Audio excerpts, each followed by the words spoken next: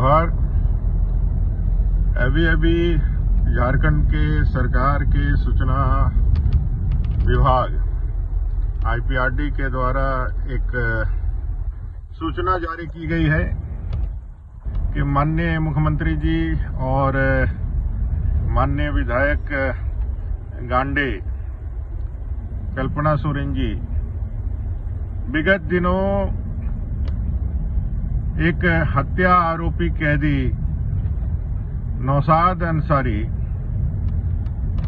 जो इलाज में था और हजारीबाग के अस्पताल में एक हवलदार चौहान हेम्ब्रम के निगरानी में था और रात के अंधेरे रात में उनके सोए होने का फायदा उठा करके उस नौशाद अंसारी ने उनकी हत्या कर दी थी।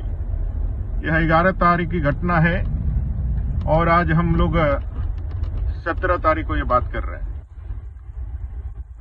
मुख्यमंत्री जी और उनकी धर्मपत्नी जी ने आज उस परिवार से मिलने का काम किया है।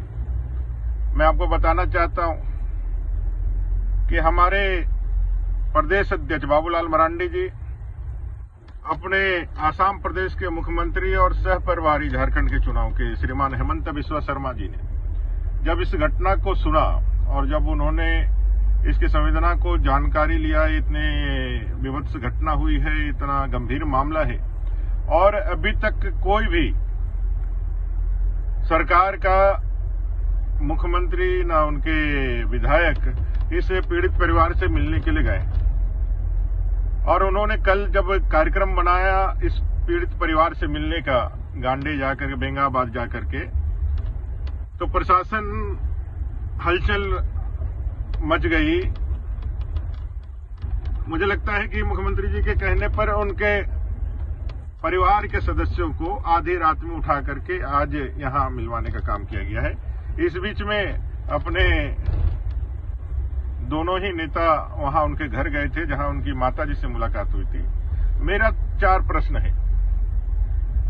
आपने जो घोषणाएं की है इस शहीद के परिवार के लिए, जो रुपयों का घोषणा किया है, जो आप बताए हैं, ये सारा पैसा उनका कमाया हुआ है। 50 लाख रुपए तक का जो पैसा मिलना है वो SBI और भारत सरकार की तरफ से जो एक एग्रीमेंट है उसके माध्यम से मिलना है। बाकी PF उनके कमाया।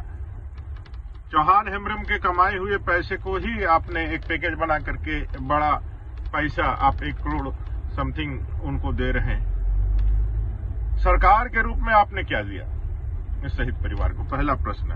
ये तो रूटीन में कोई भी डेथ होता है, कोई भी किसी की देहांत होती है तो ये पैसा उनको मिलता है। आपने सरकार ने क्या दिया? पहला प्रश्न। दूसरा, रात के अंधेरे में उनको यहां लाने की क्या जरूरत थी?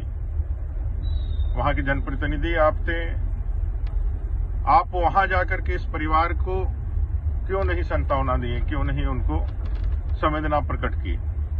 ये भारतीय जनता पार्टी का ही दबाव था, ये मानिए आप कि आपको इस गंभीर मसले पर इतने दिन के बाद आंख खोलने को विवश होना पड़ा। तीसरा, आपकी संवेदनाहीनता के कारण इतने दिन चुप रहने का कारण क्या है? आप क्यों नहीं इस मामले को आपने प्रखरता के साथ उठाया? आज 7 दिन हो गए हैं, ये हत्यारा आपकी पहुंच से बाहर है। चौथा और आखिरी सवाल कि एक हत्या के आरोपी, गैंग रेप के आरोपी जिसके ऊपर पॉक्सो लगा हुआ था, ऐसे गंभीर अपराधकर्मी जो इलाज कराने के लिए आया था, तो उसके सुरक्षा के लिए सिर्फ एक ही हवलदार का डिप्यूटेशन क्यों किया गया था? यह इसलिए अभी तक वो पकड़े नहीं गए हैं या फिर ये जो नौशाद अंसारी है, ये नौशाद अंसारी नाम से ही आपके तुष्टिकरण के भाव जागृत हो जाते हैं क्या? इस नौशाद अंसारी के नाम के कारण ही आपकी जो है पूरी जो है संवेदना जो है वो अपने झारखंडी भाइयों के लिए, आदिवासी भाइयों के लिए मर जाती है क्या? 7 दिन हो गए, एक अपराधी को अभी आप पकड़ नहीं पाए हैं। आप उनको अभी तक कानून के चंगुल में नहीं ला पाए हैं। यह तुष्टिकरण के तरफ ही इशारा करता है।